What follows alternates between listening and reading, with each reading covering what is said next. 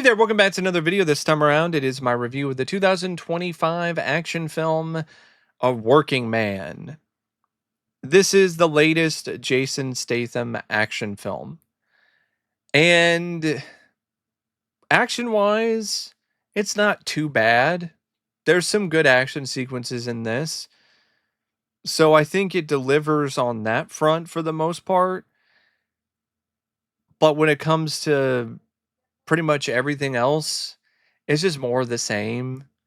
And at this point, it's starting to get a little tiring. It really is.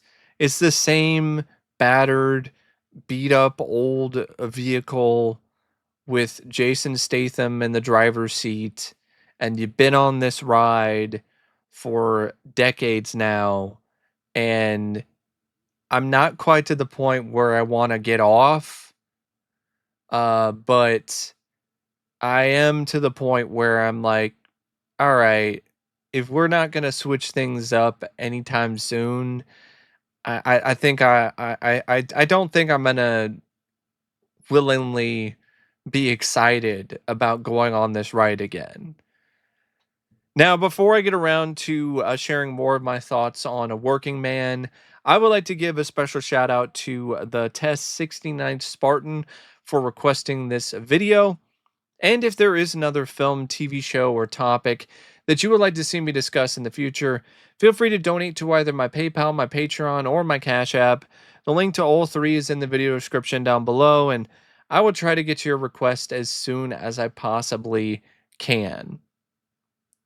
Now, A Working Man is a action film that is directed by David Ayer. Now, David Ayer directed The Beekeeper, which I think was really one of his better films that he's directed in a while. So he came back and directed another Jason Statham action film here in A Working Man. And his direction in this it's pretty good. I don't think it was as dynamic or as genuinely interesting as his direction in The Beekeeper or some of his other films. I think his direction in this is closer to something like Sabotage than The Beekeeper. It doesn't really have that same kind of style or flair. It's more grounded and gritty, and I think at points that is in the film's favor, but at other points it just makes it look kind of dingy and dark and dull and gray. There are some moments where he's playing around with lighting, like in a club or in some of the other locations, but there's not a lot of that. And the direction doesn't really do a lot when it comes to like providing any sort of new moves with the movement of the camera or just the overall structure of the camera work in general. Like it's very similar throughout in terms of its beats and the way that the camera work is utilized. There's not really a lot of moments where it's being more interesting or different in terms of its approach. So I think the direction can be kind of bland at points, and it's not because Ayer is not a capable director. It's because of the fact that it's just a movie visually that doesn't really have a lot of eye-popping moments. And I know he's very capable of directing films that have those kind of moments. Even The Beekeeper had some of those moments in it.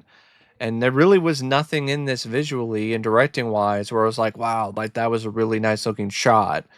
A lot of it's just kind of this mediocre, um, I wouldn't say mess, but more of like a mishmash, just a mediocre mishmash of different styles and a little bit of flair, but it's not really doing a whole lot.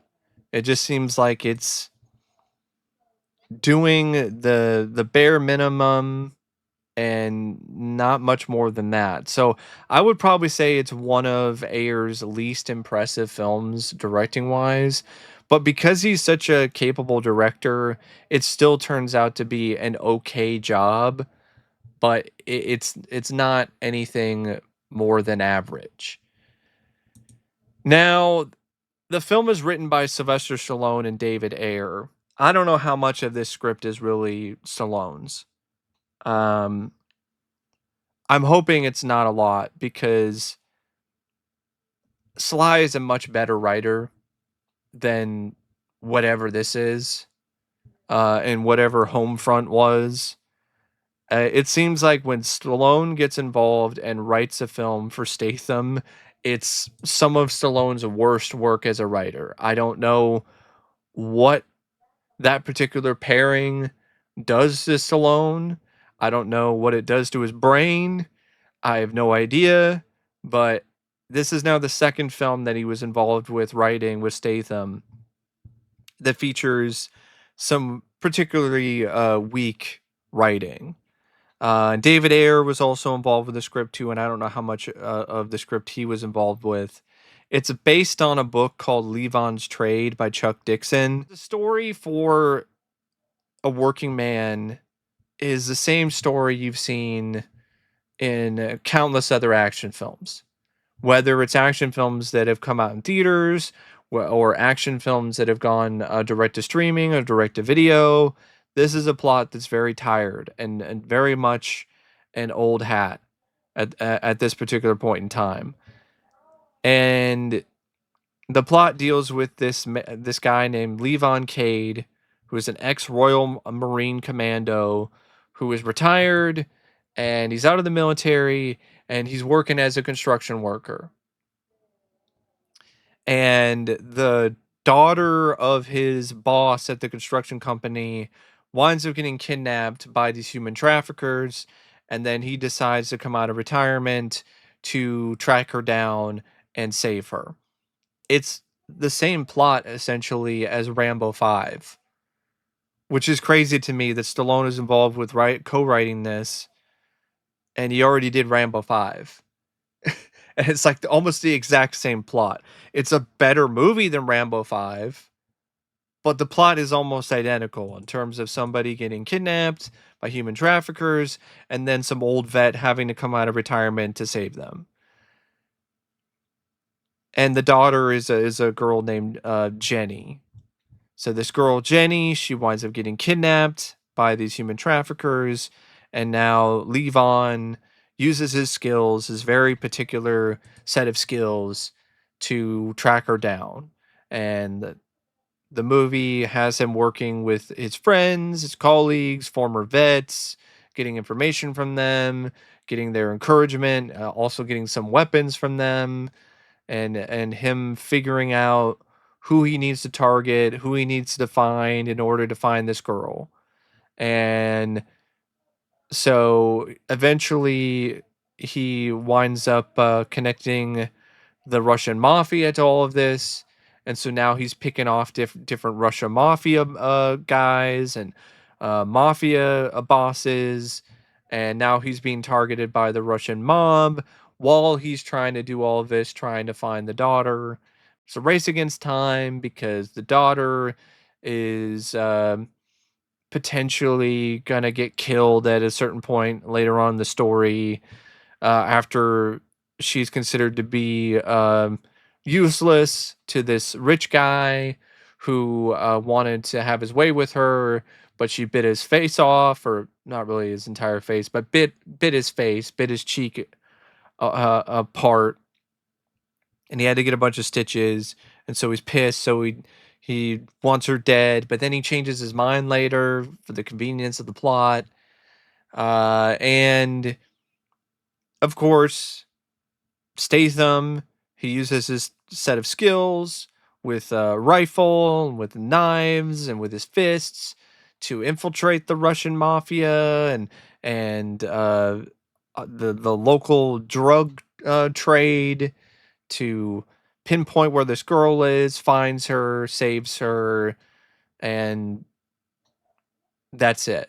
I mean, there is a little bit that's going on in terms of a subplot with Cade and his daughter, who he's kind of estranged from, but not in a way where it's because they don't get along. It's because his wife died, and now the daughter is in the custody of the grandfather, and the grandfather doesn't like Cade, and so the estrangement is happening not because of Cade not wanting to be with his daughter, but because of the grandfather being a dick. And there's the whole thing about Cade trying to save up money or trying to use money to hire lawyers to be able to get custody of his daughter. It's never mentioned again. Like, you're thinking, okay, at the end of the movie, once Cade finds Jenny, takes out all the bad guys, then he's going to use the resources to, maybe the money that he stole from the bad guys, to fund the lawyers to be able to get his daughter. But or maybe after he saved the grandfather from being burned to death after the Russian mob showed up and lit the house on fire and left the grandfather to die, maybe the grandfather would be like, all right, maybe I'm not cut out for this. It's too much of a risk for me to have her, because people are going to be targeting me, because they're going to try to get to you through her. So maybe it's better for you to have her instead of me. No, we don't get that. This entire thing that's supposed to be important and a vital plot point is dropped and never heard from again. You don't even know the status of what is going on with the custody battle between Cade and his daughter. You never find out about that. And I was like, what? It seemed like it was a pretty important detail, and then it was never really brought up again after it was initially discussed. And then it was just like, nope, that's not important. No, it is. It's pretty important. And one major problem I have with this script, other than stuff like that, is this is a story that lacks a prominent and a memorable and a fun antagonist. You have a strong enough protagonist in Cade, but you don't have a villain that he faces off against that is on the same level as he is. And that's a problem for this movie. You have a bunch of different mini bosses essentially, but they don't add up to one competent, one memorable boss for him to fight. And it's not like they're villains or people that you love to hate. You're just mostly indifferent on them, like the couple that kidnapped Jenny to begin with, or Demi, who likes to dress like he's a buccaneer for some reason. I don't really have anybody. I don't have any villains that I want to root for or necessarily root against, other than the fact that they're human traffickers. And the tone of this script is off at points too. Like the rich guy who wanted Jenny for himself, the way that he's written, the way that the actor portrays this guy, it's so campy, and it's something like straight out of like almost a 60s Batman show. Like, the guy even has a top hat and one of those like cigarette holder things, and he acts like a supervillain. And I was like, what is this? Who is the what is this character? Like, I have expected this guy to start squawking and make bird puns and start acting like he's the Penguin. Like, this is just absurd and ridiculous. and Demi is more the same. And there's this other guy who was like the head of one of the Russian mobs, and Cade kills his sons, who were a bunch of dumbasses, a dumbass and dumb shit. And he, of course, wants revenge. But then once Cade finishes his rampage and saves Jenny, kills Demi, and does all the stuff that he needs to do in order to make it out alive, and with Jenny, including killing some of this guy's top men. Then the other Russian mob boss, who's ahead of this guy, calls him, is basically like, hey, let him go. And there's like, I don't want to do that because he killed my sons. Well, if you don't let him go, we're gonna kill you. And he's like, okay. And then he just screams. It was so dumb and laughable and just tonally off. Him just going, "Ah!" And then it cuts. It was like, what is this? This guy's acting like a supervillain from like a campy TV show. Like, what the hell? What is up with all these campy bad guys? It doesn't fit with this gritty, dark, kind of dark, not really super dark, but it seems like it's a gritty action movie. And then you got people acting like campy supervillains. Like, it does not work at all. Like, what is going on here? And the action, when it is there, it's not too bad, but a lot of it is just very familiar. There's not really a lot of differences in terms of the type of action or how the action is showcased or utilized. It's a lot of just Statham going around shooting people or doing some knife stuff, or doing a little bit of fisticuffs, a little bit of some brawls. There's like a motorcycle chase at one point, but none of those scenes really stand out from one another. They just kind of blend together, and they're fine. And I do have some fun with them. There's one moment in particular I really liked when Statham he's using his gun, and he's using like a screen to be able to see this guy who's like firing a bunch of heavy rounds, and the guy is like uh, um, in front of him because he's hiding behind this barricade, and then this guy is like in front of him, and he uses this screen and this camera on his gun to be able to see the guy, and then remote controls the gun with the screen and shoots him. And then he says to Jenny later, is a Bluetooth. Like, I liked that. That was a fun moment. The film needed more moments like that, and it also needed to utilize the working man thing better.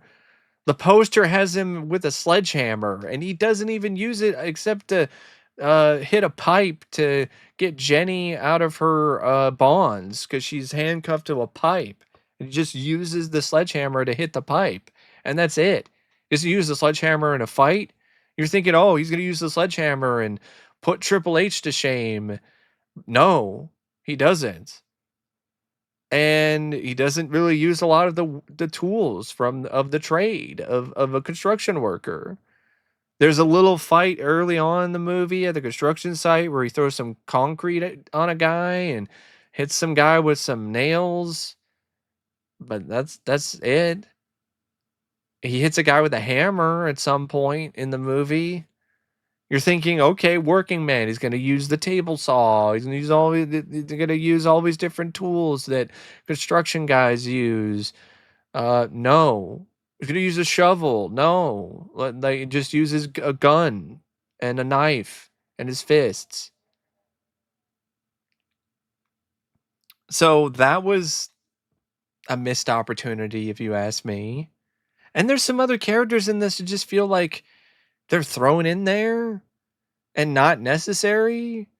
Like, there's a vet this veteran who I think might have been on the same team as him, um, um, ex-Marine, and Levon's friend, Gunny, and he's like blind.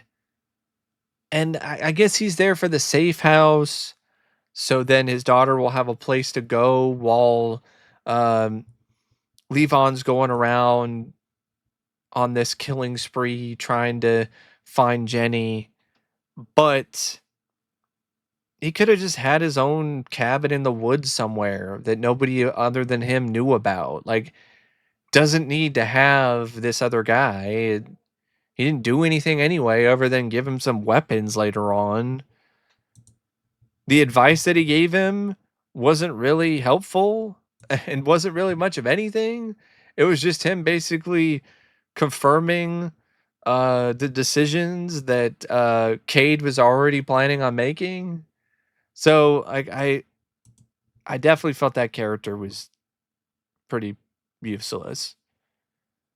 And even the grandfather guy, okay, you establish him as this thorn in Cade's side, but other than that moment when he saves him from a burning house, there's really not a moment where the guy gets his comeuppance, where the guy, gets his just desserts.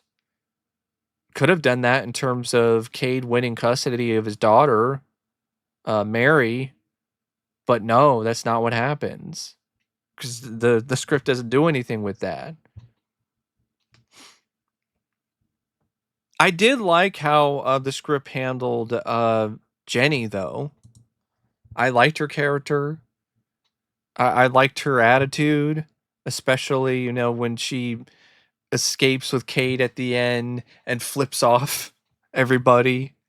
So she had some good spark to her. She had a good spark to her that I did like, and I liked the fact that she was not a quitter. She was a fighter. She almost got away before Cade even got to her.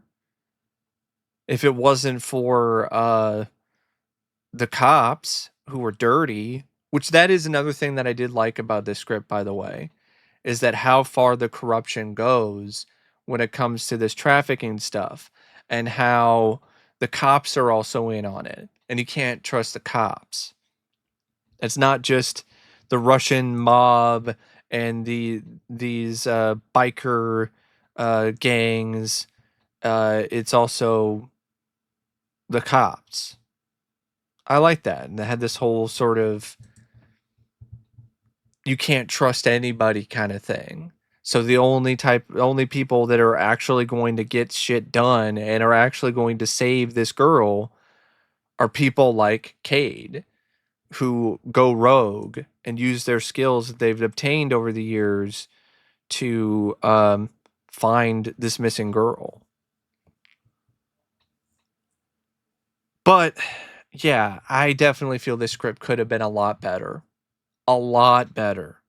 Even like dialogue wise, there really isn't a whole lot that's that memorable or funny or charming or witty other than the Bluetooth bit. Most of the time, what Kate is saying is just very generic and not really that memorable. The villains don't really do anything that's that memorable or say anything that's that memorable. And like I said, the plot is very generic. It's another we've seen this a million times kind of plot. And the action, like I said, it's not really different enough to make it feel like it's at least action wise something new added to this very old uh um plot and this very tired and been there done that story. So yeah, I think this script is weak, and I think in large part it's because it had a weak foundation. It didn't have the best structure. And I think it really needed a lot more things that were reinforced properly instead of as poorly as they were. The cast, it's fine, but it's not anything that's phenomenal. Jason Statham, he's decent as Cade, but it's just the same performance that he's done countless times over at this point. This is really not anything that is that different from what you've already seen from him. And it's kind of bland as a result. It's not terrible.